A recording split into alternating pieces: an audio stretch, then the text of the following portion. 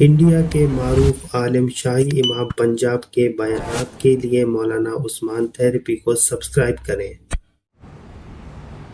شیطان کو کنکری ماری، بھگایا، وہاں بھی بات نہیں بنی تو حضرت ہاجرہ کے پاس چلا گیا، جا کے کہنے لگا شہزادہ کہاں ہے؟ دینا پڑ جائے تو پہلے بیوی پنگا ڈال لے گی کہ دے کیوں رہے ہو؟ 100 میں سے کہیں 1-2 ہوں گی جن کے اندر یہ جذبہ ہوگا۔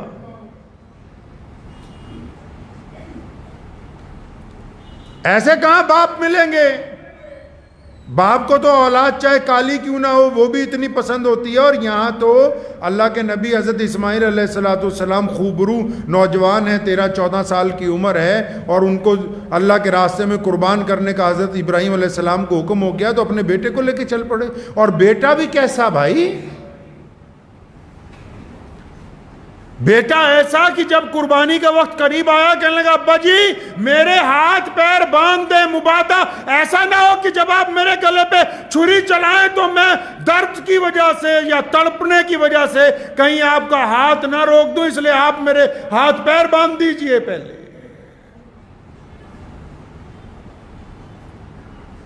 حضرت ہاجرہ کو جب شیطان نے جا کے کہا نا جی آپ کے بیٹے کو ذبح کرنے کے لیے لے جا رہے ہیں، کہنا اچھا کیوں لے کے جا رہے ہیں؟ وہ ابراہیم کے رب نے حکم دیا ہے،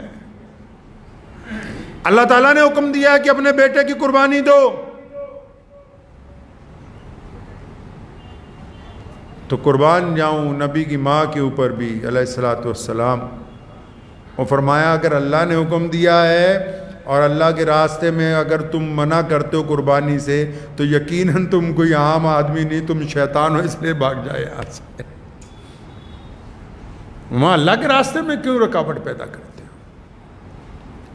یہ عید اسی لیے فرض کی گئی ہے کہ ہمیں یاد رہے کہ ہم نے قربانی دینی ہے، ہم نے اظہار کرنا ہے، ہم نے وفاداری کا اظہار کرنا ہے، ہم نے صبر کرنا ہے، ہم نے اللہ کے راستے کے اندر اپنے مال جان دینے کا عہد کرنا ہے۔ لوگ جانور کی قربانی دینے کے لیے تیار ہیں، اپنی جھوٹی انا کی، اپنی غیر ضروری غیرت جو بنا رکھی ہے لوگوں کے درمیان، اس کی قربانی دینے کے لیے تیار نہیں ہے۔ قربانی یہ تھوڑی کہ آپ قیمتی جانور خریدیں سارے محلے کو بتاتے پھریں۔ یہ پوری دنیا کے اندر عید الاضحیٰ کے موقع پر جو قربانیاں دی جاتی ہیں ان کا مطلب یہ ہوتا ہے کہ جو بندہ قربانی دے رہا ہے اس کو اپنے رب سے پیار ہے، وہ اپنا مال خرچ کر رہا ہے، اور پھر وہ قربانی کا گوشت ان غریبوں میں تقسیم کر رہا ہے جن کو یہ مہنگی چیز کبھی کھانے کو جلدی ملتی نہیں۔ عید الاضحیٰ کا مطلب کہ ہم اپنے دل کے اندر اس جذبے کو دہرائیں کہ الہ العالمین آپ نے جن لوگوں سے جن چیزوں سے ہمیں رکنے کا حکم دیا ہم رک جائیں گے، جن کاموں کا شریعت میں حلال طریقے سے کمانے کا حکم دیا ان کو کریں گے، جن جوڑنے کا حکم دیا ان کو جوڑیں گے، کرواہٹ دور کرنے کا حکم دیا ان سے کرواہٹ کو دور کریں گے۔ جہاں ہماری میں نے ہمارے خاندان کا بیڑا غرق کیا، ہم عید کے دن اپنی میں کو قربان کر کے ہم بن کے ایک دوسرے کے گلے مل جائیں گے۔ یہ اس عید کا فلسفہ ہے، اس عید کا مقصد ہے۔ یہ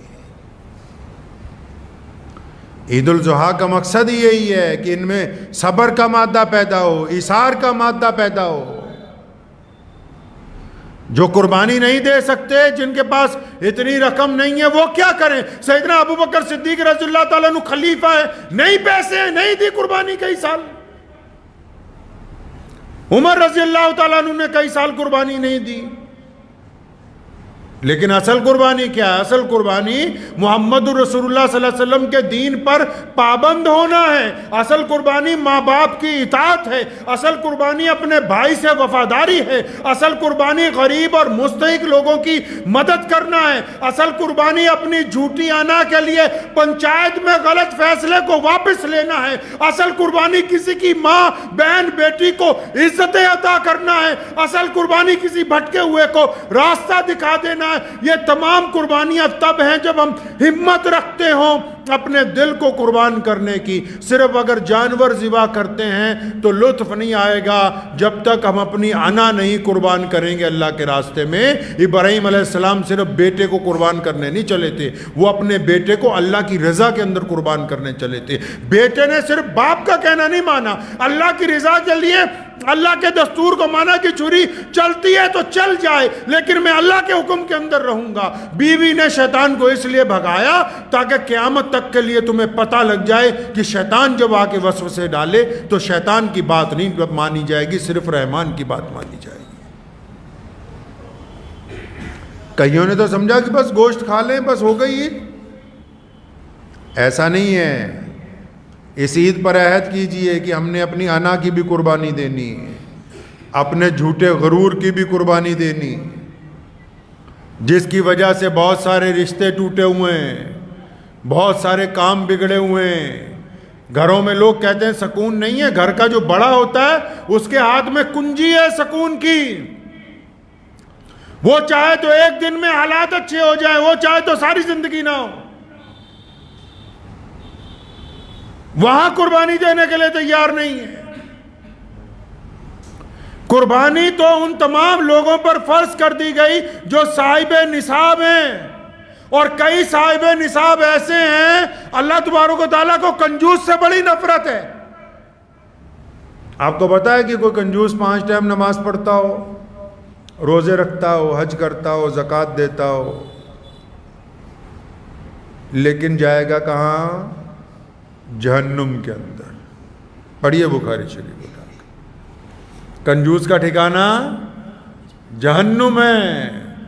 اگر کوئی غریب آدمی اپنے 100 روپے میں سے بھی 10 روپے صدقہ کر دیتا ہے اس کا ٹھکانہ جنت ہے. لیکن کنجوس آدمی چاہے وہ متقی پرہیزگار کیوں نہ بن جائے, اللہ تبارک و تعالیٰ کے اندر بھی کنجوسی کرتے ہو, رشتوں کے اندر بھی کنجوسی کرتے ہو, اور سوچتے ہو ہم نے بہت کچھ بچا لیا. بچایا کچھ نہیں, تم نے سب کچھ کھو دیا.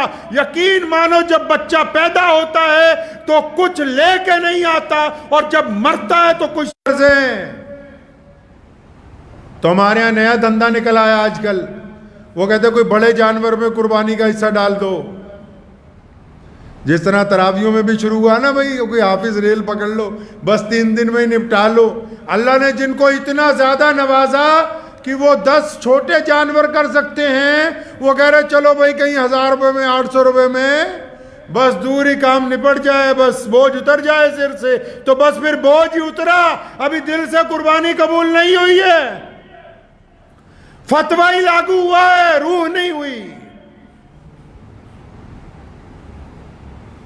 روح تو تب ہوگی جس استطاعت کے ساتھ اللہ تعالیٰ نے, جس عزم کے ساتھ تمہیں بنایا ہے, اللہ تبارک و تعالیٰ نے جو تمہیں وسعت عطا کی ہے, اللہ تبارک و تعالیٰ نے جو تمہیں نوازا ہے, تم اس نوازنے کے معیار کے مطابق اگر قربانی نہ دو پھر کون سی قربانی ہے یہ؟ کہ نہیں جی ہم نے تو سوچا کہ فلاں جگہ حصہ ان کے لیے جو اس قابل نہیں تھے کہ وہ حصہ کے علاوہ صرف ایک اپنا ہی کوئی چھوٹا جانور خرید کے قربانی کر سکتے, جن کو اللہ نے کروڑوں روپے دیے, نوازا, اور اتنا نوازا ہے کہ گھر کے تمام لوگوں پہ قربانی واجب ہے, تمام پہ. سن لیجئے سب پہ واجب ہے. وہ سوچے نہیں کہ بس ایک ہی کر دیں یا کچھ 100 کلومیٹر کے بعد کسی کو پیسے بھیج دیتے ہیں وہاں پر قربانی کر دے, ہمارا 50,000 لاکھ روپے بچا دے. وہ تم نے بچا کے کوئی کمال نہیں کر لیا ہے. اگر دل مطمئن ہے تو کیجئے. ہر بندہ اپنی ظاہری حالت کو بھی جانتا ہے, باطنی حالت کو بھی جانتا ہے. ہر بندے کو پتا ہے اس کی مالی حیثیت بھی کیسی ہے. اگر آپ کا دل حصہ دے کے مطمئن ہے کہ واقعی میرے پاس اور اتنے پیسے نہیں تھے کہ میں اپنے ہی گھر میں قربانی کرتا چھوٹے جانور کی لا کے, اور اب میں بالکل اس پہ مطمئن ہوں, تو پھر تو ٹھیک ہے. لیکن اگر آپ یہ سمجھتے ہیں کہ ہاں میں نے فرض ادا کر لیا, اتنے پیسے بچ گئے, دل کے اندر چور موجود ہے, تو قربانی میں بھی ہیرا پھیری ہے. یہ کی کیا کرتا جاتا ہے. بلے شاہ نے کیا نا کہ نماز بھی نیتی جاننا ہے, ٹھگی بھی کیتی جانا ہے, آ کی کیتی جانا ہے. نیتوں کے اوپر قربانی نیتوں پہ ہے. اللہ تبارک و تعالیٰ کو ضرورت نہیں کہ اسماعیل علیہ السلام کی گردن پر چھری چلے.